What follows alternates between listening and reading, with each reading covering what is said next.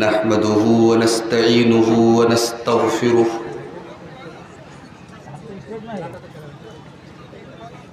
व नऊज़ु बिल्लाहि मिन शुरूरि अनफुसिना व मिन सय्यिआति अअमालिना मन यहदिहिल्लाहु फला मुदिल्ल लहु व मन युद्लिल फला हादिय लहु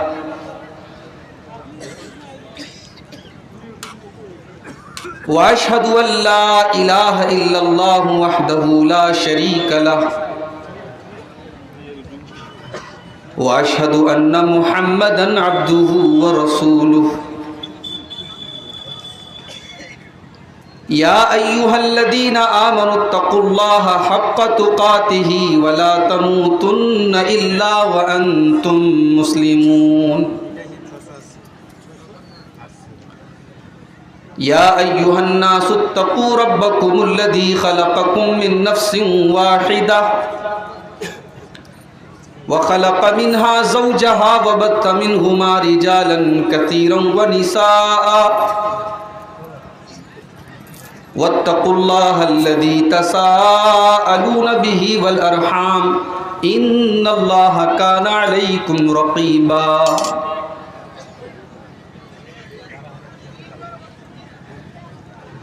या अय्युहल्लज़ीना आमनुत्तक़ुल्लाहा व क़ूलू क़ौलन सदीदा युस्लिह लकुम अअमालकुम व यग़फ़िर लकुम ज़ुनूबकुम व मन युतिइल्लाह व रसूलहु फ़क़द फ़ाज़ फ़ौज़न अज़ीमा।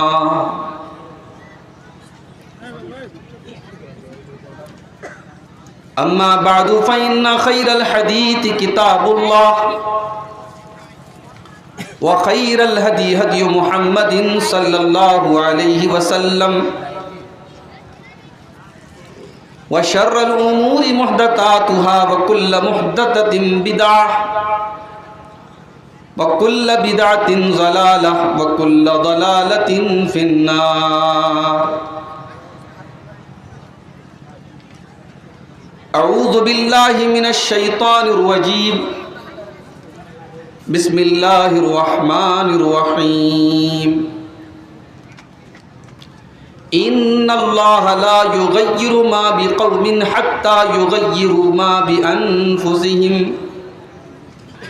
व इज़ा अरादल्लाहु बिक़ौमिन सूअन फला मरद्द लहु व मा लहुम मिन दूनिही मिन वाल। स्टेज के ऊपर मौजूद मोहतरम उलमाए किराम, बुज़ुर्गों और दोस्तों, नौजवान साथियों, पर्दा नशीन माँ और बहनों, प्यारे बच्चों, काफ़ी अरसे के बाद मोहनपुर की सरज़मीन पर आने का इत्तेफाक हुआ है। जी तो चाहता था कि एक दो दिन आपके दरमियान गुजारा जाए, कुछ वक्त दिया जाए,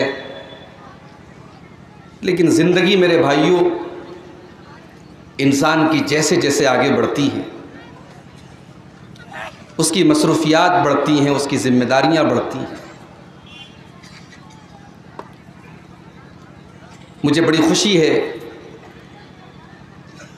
कि ये आज का प्रोग्राम जामिया नजमुल हुदा, जो आपके इस इलाके का बड़ा अहम इदारा है, इस इदारे की तरक्की के लिए, इसके ताउन के लिए आज का ये प्रोग्राम मुनक़िद हुआ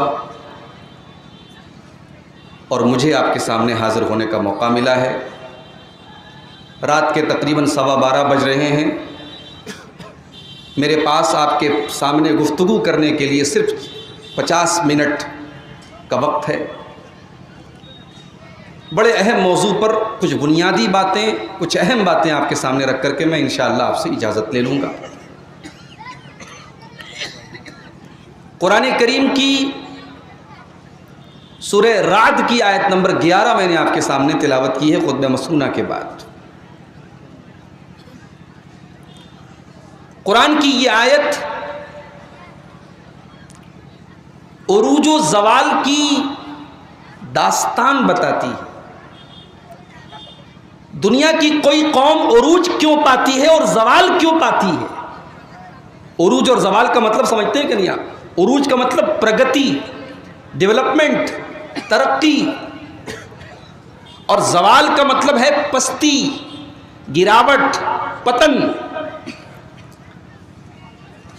कोई भी कौम तरक्की क्यों करती है और कोई कौम तरक्की से फिर नीचे क्यों गिरती है, कुरान की यह आयत एक उसूल बताती है, एक कायदा बताती है।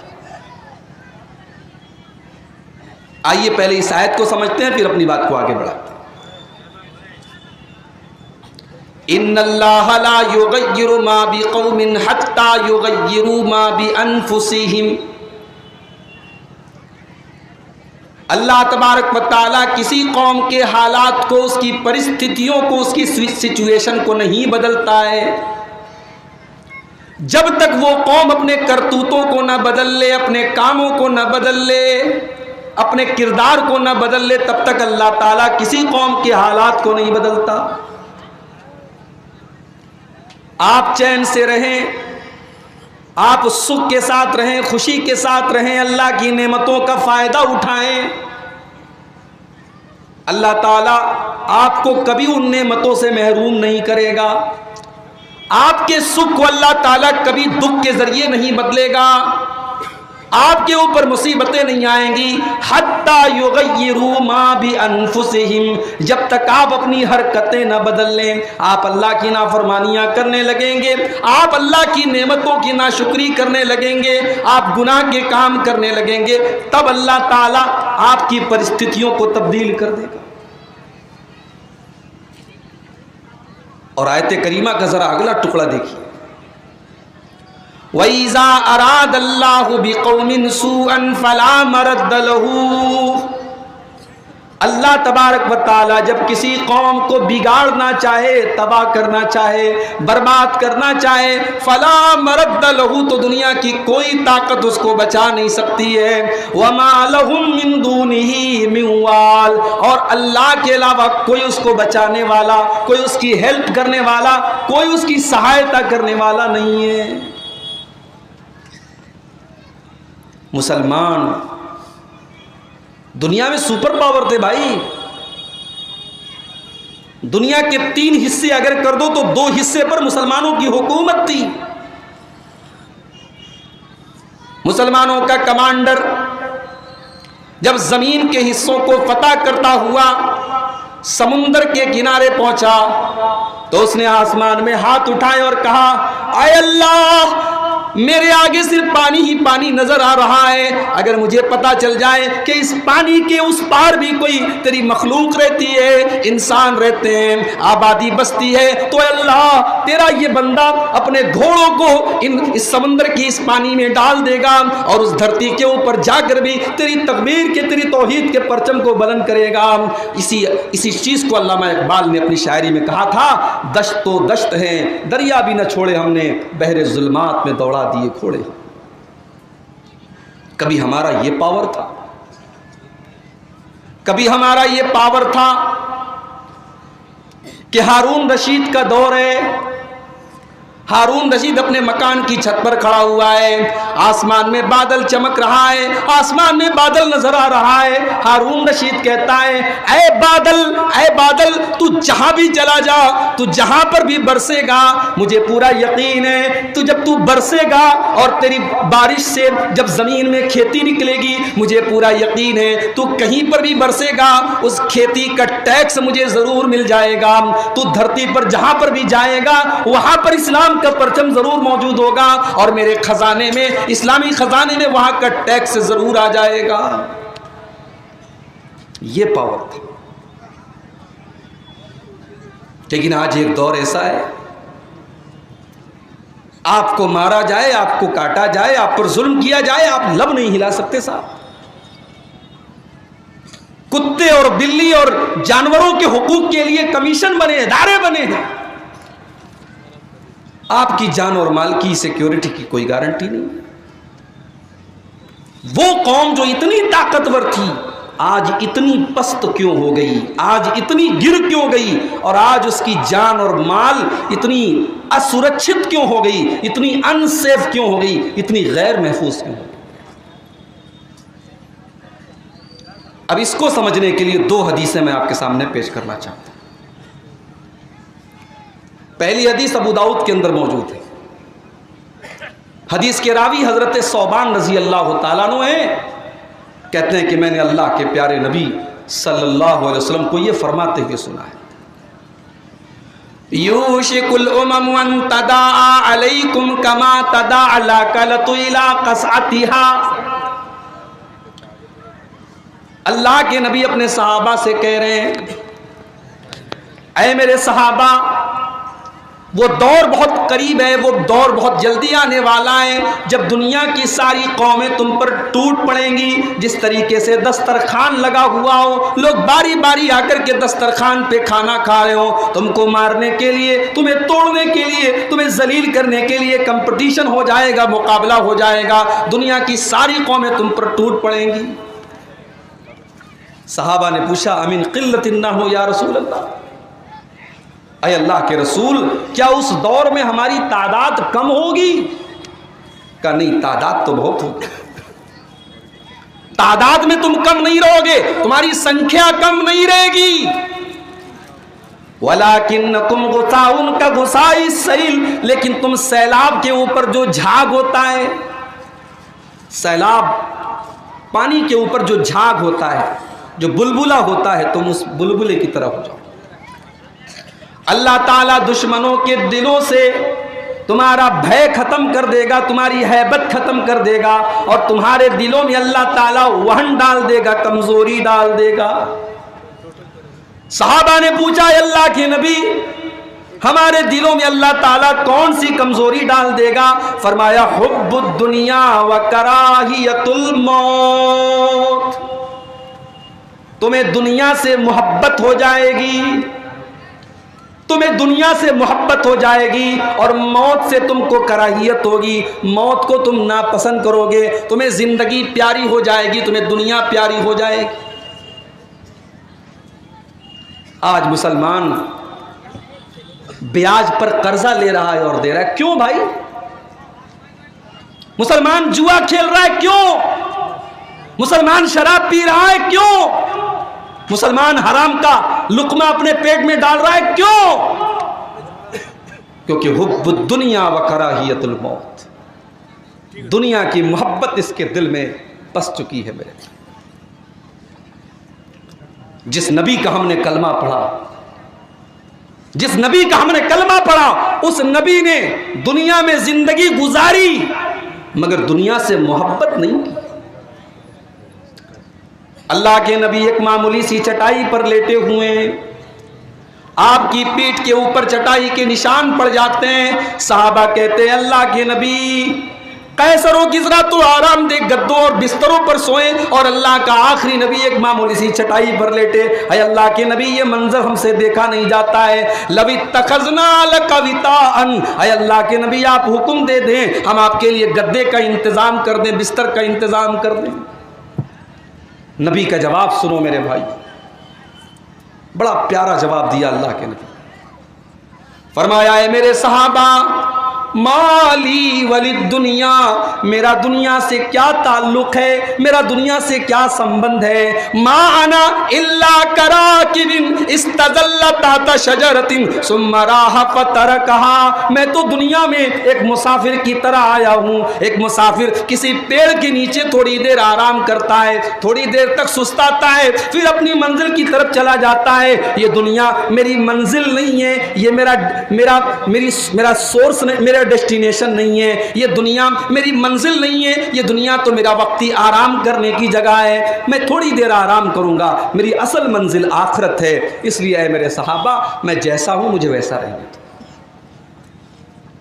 तो नबी ने फरमाया, दो चीजें तुम्हारे अंदर पैदा हो जाए, हुब्बुद दुनिया व कराहियतुल मौत। एक और हदीस सुनिए, यह भी अबू दाऊद के अंदर मौजूद है। अल्लाह के प्यारे नबी फरमाते हैं इज़ा तबायातुम बिल ईना, मुसलमानों एक दौर ऐसा आएगा जब तुम ईना की तिजारत करोगे। ये ईना क्या होता है?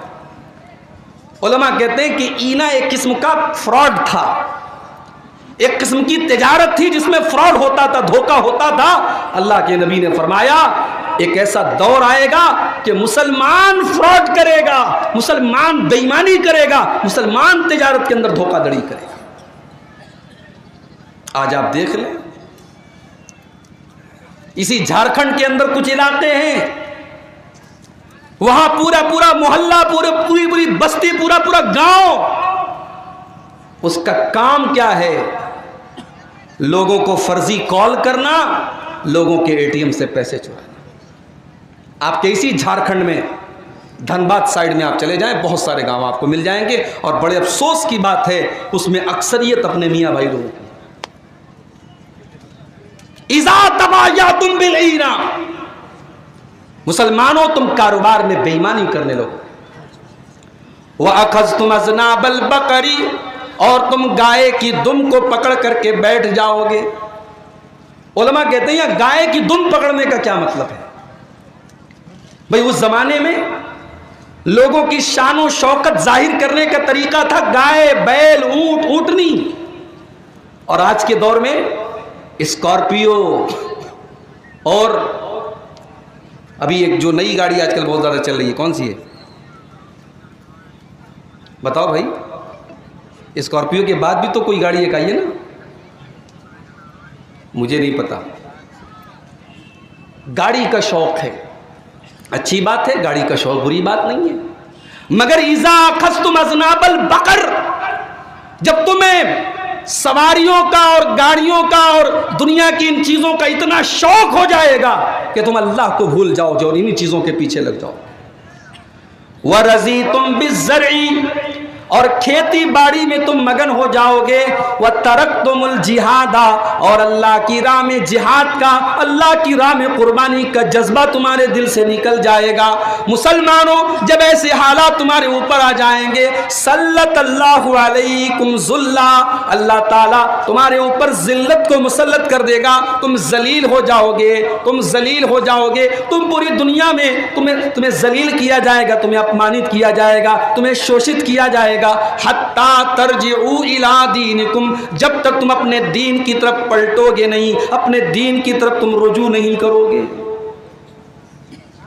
तो वही मुसलमान जो कल पूरी दुनिया पर राज करते थे, आज पूरी दुनिया में और हमारे मुल्क में भी आज डरे हुए हैं, सहमे हुए हैं।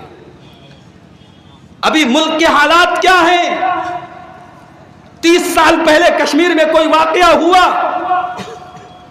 एक फिल्म बनाई गई और उस फिल्म के अंदर यह दिखाया गया कि कश्मीर में एक खास मजहब के लोगों ने दूसरे मजहब के लोगों को मारा, काटा, उनकी औरतों की इज्जत को लूटा।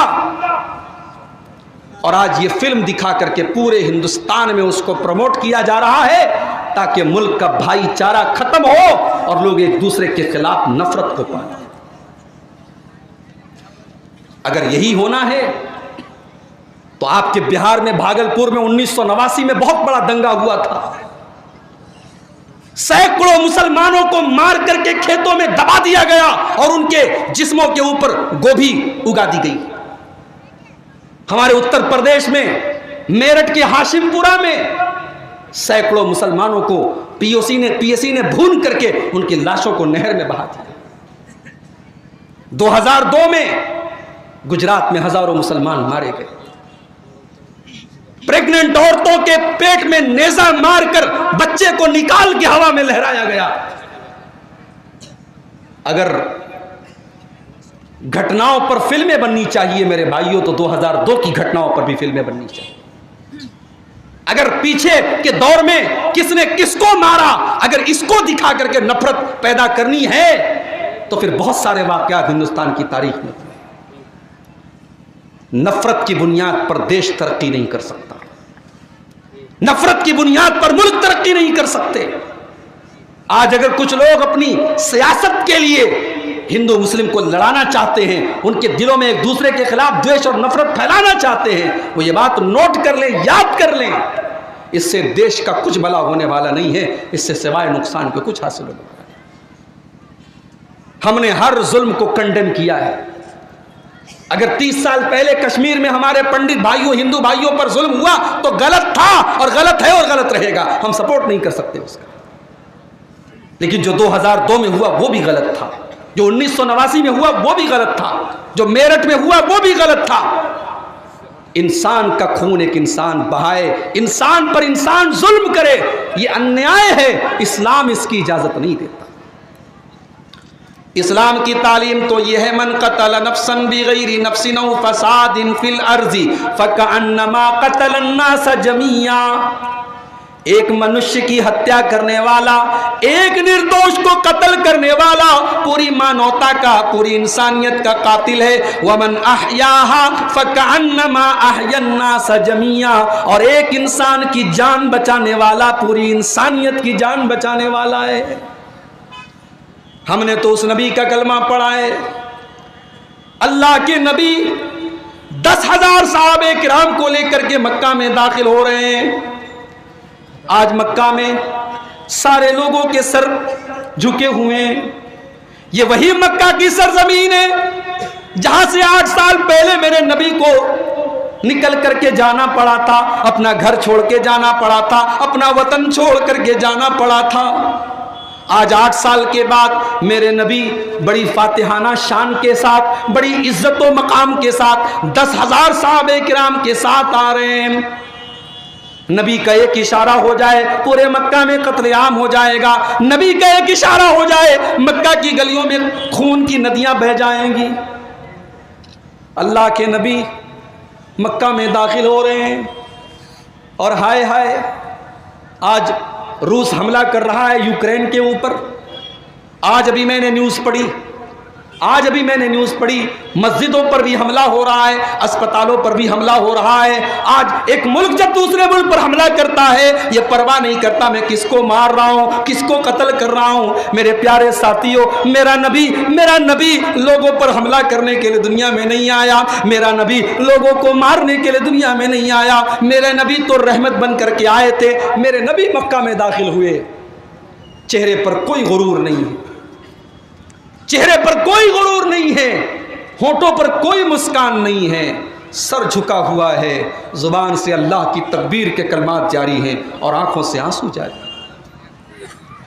आप दाखिल हुए, खाने काबा के अंदर गए, उसमें हजरत इब्राहिम का फोटो रखा हुआ था, हजरत इस्माइल की पेंटिंग रखी हुई थी। आपने उस पेंटिंग को निकाल करके फेंका और दुनिया वालों से कहा, ओ लोगों, इब्राहिम अलैहिस्सलाम और इस्माइल अलैहिस्सलाम ने कभी अपनी तस्वीर बनाने का हुक्म नहीं दिया। खाने काबा में बहुत सारे बुत रखे थे, अल्लाह के नबी ने सारे बुतों को निकाला, नमाज पढ़ी 2 रकात, खाने काबा के बाहर निकले, खाने काबा के दरवाजे के पास खड़े हो गए। मक्का वाले लाइन से खड़े हुए। नबी ने खुतबा दिया, ला इलाहा इल्लल्लाहु वहदहु नसर अब्दहु व हज़मल अहज़ाब वहदहु। तमाम तारीफें उस अल्लाह के लिए हैं जिसने आज अपना वादा पूरा कर दिया और दुश्मनों को शिकस्त दे दी। ऐ मक्का वालों, आज मोहम्मदुर रसूलुल्लाह तुम्हारे सामने खड़े हैं, बताओ तुम्हें आज मुझसे क्या उम्मीद है, मैं तुम्हारे साथ क्या सलूक करूंगा। मक्का वाले बेचारे भीगी बिल्ली बने हुए, कहते हैं अखुन करीमुन इब्नो करीमिन, ऐ मोहम्मद आप बड़े शरीफ आदमी हैं और शरीफ बाप की औलाद हैं, हमें आपसे अच्छी उम्मीद है। अल्लाह के नबी चाहते तो इंतकाम लेते। ये वही मक्का वाले हैं जिन्होंने मेरे नबी के ऊपर नमाज की हालत में ऊंटनी की बच्चादानी ला करके रखी। ये वही मक्का वाले हैं जिन्होंने मेरे नबी की गर्दन में चादर डाल के गला दबाने की कोशिश की। ये वही मक्का वाले हैं जिन्होंने मेरे नबी का कत्ल करने की प्लानिंग की।